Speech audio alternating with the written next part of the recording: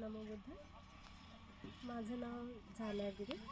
मी धम्ममंगलम या संस्थेला 24व्या सत्रापासून जोडलेली आहे. इथे आल्यानंतर सुरुवातीला तर समजत नव्हतं, पण जेव्हा मी एक सत्र जॉईन करायला लागले 5 वाजतापासूनचे, सुरुवातीला बोरही व्हायचं, म्हणजे समजत नव्हतं म्हणून मला बोर व्हायचं. पण आता असं वाटतं की एकही दिवस माझं सुटू नये त्याच्यातून. त्याच्यापूर्वी मला असं भिक्षुणी व्हावी अशी इच्छा होती, पण म्हणजे बाकी आता मी नोकरी पेशात असल्यामुळे मला ते करता येत नव्हतं.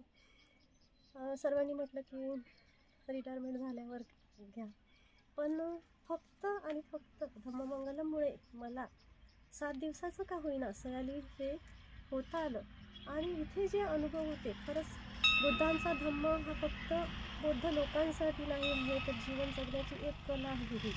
आणि हा सर्वांसाठी आहे. लहान मुलांपासून इथे जातीभेद पाळला जात नाही, सगळ्यांना जीवन जगण्याची शैली हा धम्म देत असतो आपल्याला.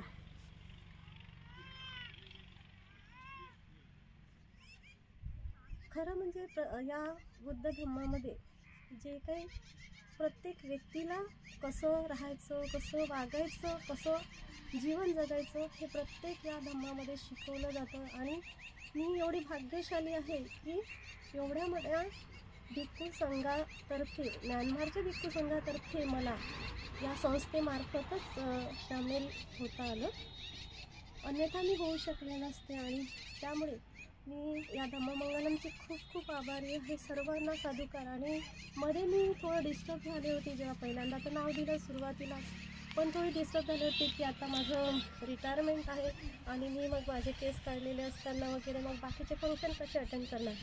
तेव्हा या धम्ममंगलमच्याच एका सदस्य स्नेहा बदोले यांनी मला खूप म्हणजे हे केलं, इन्क्रेज केलं की नाही मॅडम, हा क्षण तुमच्या जीवनात पुन्हा येणार नाही.